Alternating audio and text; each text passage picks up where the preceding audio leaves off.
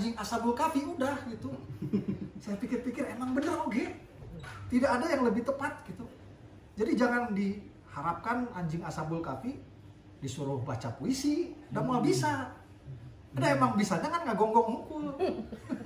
Jadi saya kasih ke ibu saya, wah kamu jadi anjing Ashabul Kahfi. Jadi jujur saya selama ini belum pernah ada yang bisa menempatkan posisi saya lebih tepat dari itu, dari apa namanya kiasan yang Yai berikan kemarin itu. Hanya kemarin begitu Ismail dari BKN bilang Yai apa namanya pengen ketemu saya oh alhamdulillah memang saya pengen banget ketemu Yai, pengen bilang makasih hatur nuhun pisan Yai. Jadi karena saya memang benar yang Yai bilang jelek-jelek begini Yai, meskipun saya teh meureun ngaji nage tebalik gitunya Yai, cuman seorang banser saya teh. Cuman memang saya selama ini udah 5 tahun jadi anjingnya NU. Itu teh memang yang itu yang saya lakukan. Dan yang namanya anjing bener nggak gonggong wae di sana gitu. Karena yang seperti Yai bilang memang yang saya hadapin kan lebih parah gitu Yai. Mulutnya itu lebih parah lagi, kadang-kadang kita perlu pakai bahasa mereka gitu untuk menghajar balik gitu kan. Nimbangin. Ya. Itu kalau kan di sebelah itu lebih kasar deh kan. Kalau ngomong teh saya mah nggak sekasar mereka, cuman belum pernah. Enggak. Karena udah pakai. Misalnya sini aja biar lega tempatnya enak sini lah. Biar nggak kenceng. Jadi sekali lagi hatur nuhun ya. Hatur nuhun pisan. Jadi gini, seperti saya sampaikan, itu kan sebetulnya pikiran kita itu spontanitas begitu mendengar panjenengan dibully, kemudian kok dari kalangan kita sendiri ada yang begitu yo, kusek sebenarnya. Ya. Kita melihatnya harus jernih, jangan melihat bahwa kita orang yang punya jasa. Nah biasanya orang melihatnya merasa dia punya jasa, lalu melihat orang lain itu pasti rendah gitu kan. Nah, kita orang yang nganggur yang nggak kerja selama ini untuk NU, saya, ini luar biasa. Maka yang dibutuhkan sekarang itu adalah ketika yaitu anjingnya sedang kehausan, seharusnya kan berlomba-lomba memberi minum. Itu yang kita mohonkan kepada Yai Kiai yang doanya mau mustajab itu kan. Ya. Si koyahnya di situ. Kalau syukur-syukur sih ada yang mau nyari sumur kemudian turun ngangkat ke atas gitu kan. Nah ini jangan sampai malah ikut nimpukin gitu. Padahal tanpa dia siapa yang mau jagain rumah juga. Ya.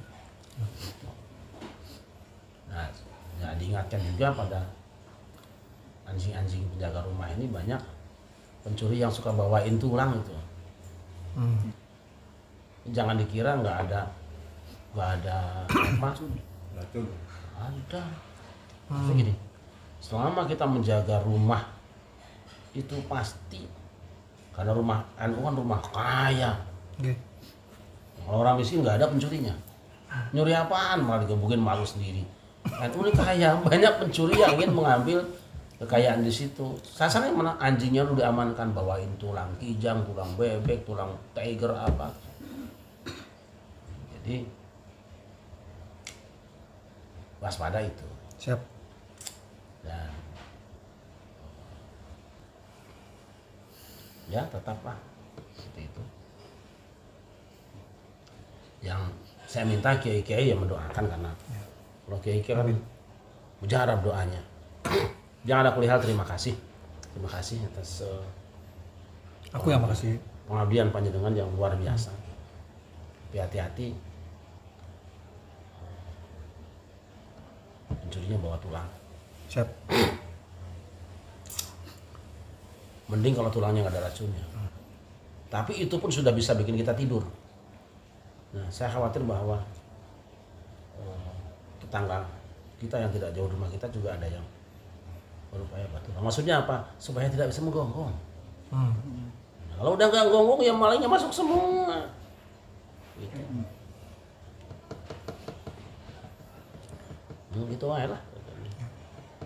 Yang Kalau izin ya, izin mau laporan dikit. Kulo ini kan medan tempurnya di media sosial ya. Jadi memang salah satu yang menghancurkan, menyerang reputasi NU, termasuk kiai-kiainya, itu memang wadah yang mereka pakai itu adalah media sosial. Dan ini memang yang NU ini telat untuk menyikapinya. Jadi karena banyak kiai-kiai, saya 2017 cerita sedikit ya, izin ya, Yai. Jadi asal muasal Abu Janda ini kulo iki direkrut sama Yai Sekjen, Yai Helmi. Yai Sekjen waktu 2017 bikin pasukan cyber NU yang namanya Netizen NU. Disitulah awalnya itu. 2017 NU baru mau menyikapi bahwa medan tempur ini nggak cuma di fisik, tapi ada medan tempur baru yaitu di online. 2017 ya, sedangkan musuh-musuh NU iki, Wahabi, Islam Transnasional, HTI dan kawan-kawan ini, mereka sudah bergerilya di media sosial udah sejak 10 tahunnya sebelumnya mungkin dari tahun 2000 jauh lah, pokoknya udah lama.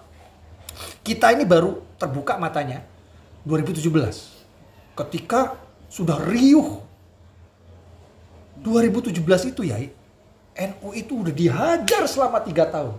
Karena ketika Pak Jokowi terpilih jadi presiden 2014, yang tadinya musuhnya NU itu cuman Wahabi, yang anti amalia ibadah NU, anti tahlil, anti ziarah kubur, anti maulid.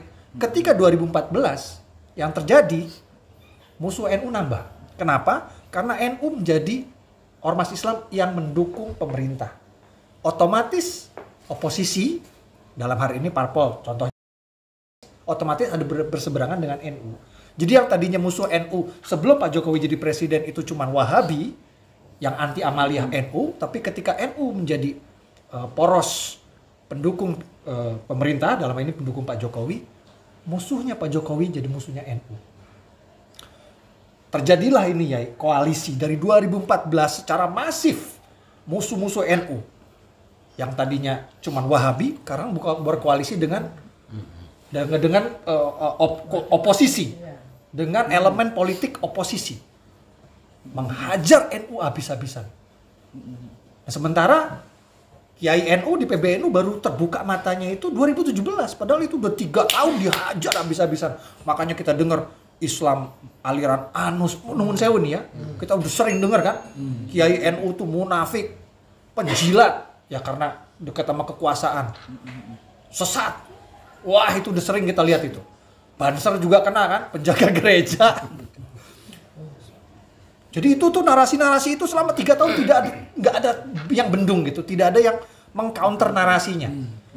Sedangkan yang namanya sekarang ini yang aku bilang ada medan tempur baru ini perang yang namanya perang opini itu ya. Ini semua ini perang opini. Dan memang ini agak realita yang lumayan menyedihkan. Aku langsung dapat laporan dari Ustadz. Kita ngomong daerah yang Jabodetabek aja ya, yang memang mereka ini kuat ya. Islam seberang ini, kita sebutnya Islam seberang ini kuat di Jabodetabek. Memang kuatnya cuma di Jabodetabek. Ya, Jabodetabek. Sama Jawa Barat juga. Jawa Barat. Jadi banyak ustadz-ustadz NU yang aku kenal udah mulai, yang tadinya suka diundang, udah mulai sepi undangan. Terus yang tadinya misalnya suka diundang ke pengajian di komplek tertentu gitu kan. Begitu tahu, ini ustadz NU, langsung jadi masalah gitu. Ada yang sampai di briefing dulu, wah nanti nggak boleh ngomong ini ya. Dan ini bukan pengajian radikal, Yai. Ini pengajian ibu-ibu komplek, pengajian masjid komplek yang isinya ibu-ibu. Semua terpengaruh oleh edaran-edaran yang mereka dapat di grup WhatsApp itu. Ya. Wah, NU begini, NU begitu, Kiai NU begini, Kiai NU begitu. Nah itu memang sekedar laporan situasi. Memang kita itu, terutama Kiai NU itu, memang agak telat menyikapinya. Pertempuran di media sosial ini. Jadi Kulo itu mulai gerak itu ya 2017 sampai hari ini ya. Kulo terus sama Yai Helmi di rekomendasi untuk masuk Banser. Kulo ikut Banser 2017 juga. sama dan Alfa almarhum. Udah gitu ya udah resmi jadi Banser dari sejak 2017 itu.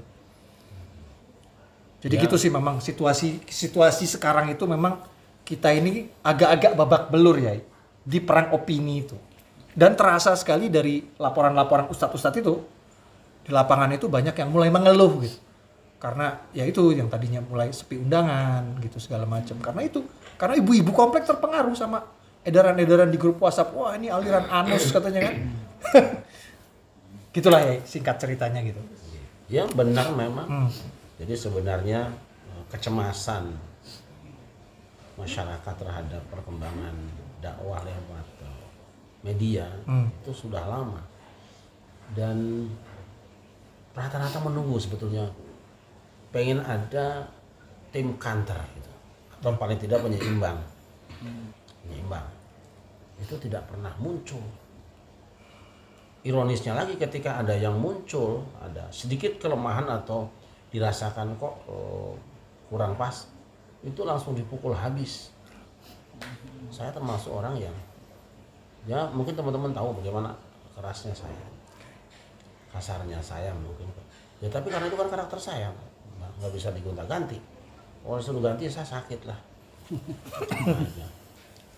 Sekarang Rhoma Irama suruh main hadroh, saya yakin meriang dia. Ya. Ya. Bukan tidak bisa menikmati. Nah, tapi gini, Ya. Nabi Sulaiman tuh manusia paling baik di zamannya. Tapi karena tukang-tukang sihir itu merasa dikalahkan, mereka bikin berita buruk tentang Sulaiman dan mereka kuasai medsos. Maka kalau disebut Sulaiman itu, bayangkan dari zaman Sulaiman sampai Muhammad SAW, itu disebut Sulaiman pasti sahir, tukang sihir. Itu pasti. Di buku-buku, diskusi, selalu diskusi Sulaiman sihir. Begitu Nabi Muhammad bacakan Sulaiman Nabi, demo mereka. Loh, Sulaiman itu sihir, tukang sihir. Dijawab, sebetulnya yang membuat Sulaiman itu jadi sebagai sihir itu karena permainan medsos mereka. Artinya beginilah, Nabi Muhammad tampil seorang diri. Dia meluruskan sejarah tanpa teman. Tapi ketika argumen dia tidak bisa dipatahkan, maka semua orang ikut. Ketika datang pertama kan, wah ini kacau nih. Masa Sulaiman itu kan maka ilah sahiran, dia tukang sihir. Benar, medsos itu penting. Jadi benar kata orang, ketika orang dulu berperang hanya melulu dengan orasi, lawan orasi. Tapi ketika orang sekarang sudah berdakwah, menyerang dengan medsos, kita masih mengandalkan khutbah Jumat. Dia ketinggalan. Orang perang sudah pakai bom, kita masih ngasah golok saja. Di bom pabrik goloknya habis. Ya, masih bikin itu aja. Bukan tidak penting punya silat. Tapi kalau cuma modal silat perang di medan perang, mau silat sama siapa? Tangannya jauh kok. Cia-cia sendiri loh. Wedan nih kok. Gitu loh. Saya kira ya perlu ada seperti ini. Jadi ya saya sepakatlah, setuju. Ya. Memang kelemahan kita di situ, tetapi nah ini dia. Kekuatan NU memang bukan hanya pada itu. Kalau orang bisa kuasai medsos, ulama NU itu berhubungan dengan pencipta manusia yang bikin medsos. Itu yang mungkin membuat kita gembira selama ini. Kayak apapun awal pertandingan, tetap gol mereka yang masuk. Ya, kurang apa kemarin kan? Ya. Kurang apa? Ayat dipakai, ayatnya diangkat, hadisnya dikikis, gelar buruk ditimpakan kepada orang-orang yang beda. Alah, Gusti Allah rasane. Detik terakhir kita mohon besoknya orang bilang NU itu ulang, nggak usah khawatir. Yang cemburu harus ada, yang kesal harus ada, yang marah harus ada. Tapi ketahuilah, ketika yang diam itu jangan dianggap tidak punya energi juga. Nah artinya, walaupun hanya satu orang, itu kan hanya untuk melukiskan bahwa ada letupan di situ, bahwa ada ketidaknyamanan melihat peristiwa di hadapan mata kita. Dan pada akhirnya Allah tunjukkan, insya Allah. Hasbunallah wa ni'mal wakil. Amin. Itu aja, nggak masalah.